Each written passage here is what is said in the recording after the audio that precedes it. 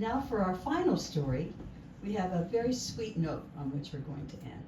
We're very fortunate to have with us Alison van Diggelen. I was hiking in Mexico. 2 stray dogs flew towards me like shots from a cannon. There was no time to run, nowhere to run, so I turned side on, hoping they would fly past me. But no, the mango-colored dog hit me right below the knee, upended me like a fast football tackle. My feet were ripped from the ground, my head snapped back against the ground. I hit the trail so hard it knocked the wind out of me. I lay there, unable to breathe, shards of rock sticking into my head, and I thought, am I going to die? I finally recovered physically from that ordeal, but what stayed with me was in here. My world changed. My world was full of scary dogs, scary people. My world shrank. I felt nervous around people. I withdrew. I didn't feel I trusted anyone. And I did not like the person I was becoming. Meanwhile, over in Scotland, something remarkable was happening. Something that would change everything. My mother was falling in love. Cautiously, like a shy teenager, and then fully, joyfully, all in. He was 79. She was 89. 89, folks.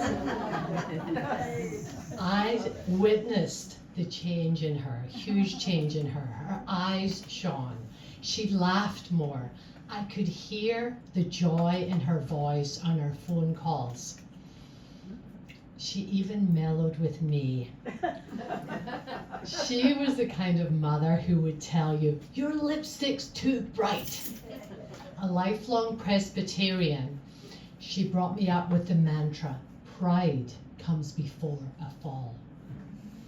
My mother started calling me up and saying, I'm proud of you, darling. She even shared intimacies. She called me up one day and said, I started to massage Paul's feet. Oh, I said, tell me more. Oh, it's just to help his poor old knees, she said, poo-pooing me. Well, of course, as a journalist, I had a million questions and a very big one. And I dared ask that question. I said, socks off or socks on? The silence down the phone I thought would never end, and I braced myself for a tongue lashing. Mind your own bloody business, or something like that. But no, she finally answered, and she said, socks off, of course. What would be the point otherwise? So in that moment, I saw the power of love to transform a person. And I asked myself, how is that possible? After all the loss, all the suffering she's endured in her long life, how could she be transformed?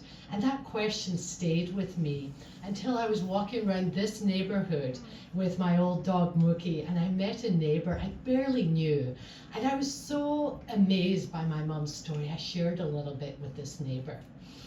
And she turned to me and she giggled and fluttered her eyelashes and said, I'm having an affair with a married man. I was thrilled. Even though I was still in this dark place, I was thrilled, and we ended up having a glass of wine and getting the full story. But her sharing really inspired me to go out looking for other stories. And I asked so many people here in Carmel and beyond, what does love mean to you? And I heard so many stories, and so many people loved sharing their stories. They really opened up to me and shared the joy of love and the grief of love and the challenges of love. And they seemed to enjoy feeling seen and feeling heard.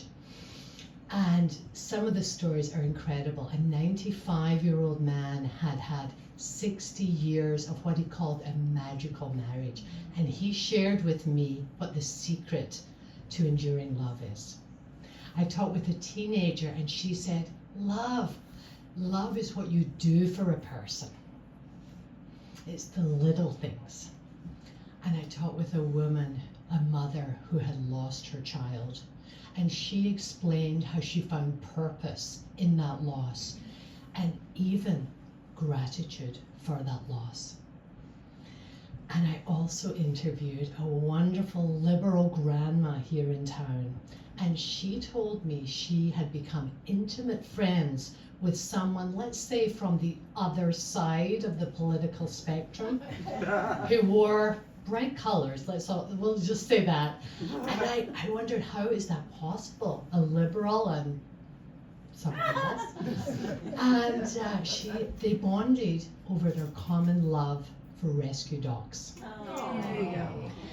And with every conversation, something in me opened up. I saw glimmers of hope and glimmers of joy. And I realized that for me, that was the turning point. Not the moment of violence, but that choice to take this journey of intimate conversations. And I chose again and again to ask people to share their stories, and I would listen intently.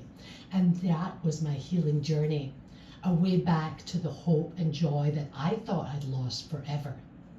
And I learned that love is joyful, and it's also raw and difficult and sometimes very painful. And I'm delighted to say my mom is now 94. She still has her special friend. And her story reminds us all that it's never too late to find love. And even in these troubled times, even in our darkest moments, we can choose, you can choose to see the world through the lens of love. Thank you.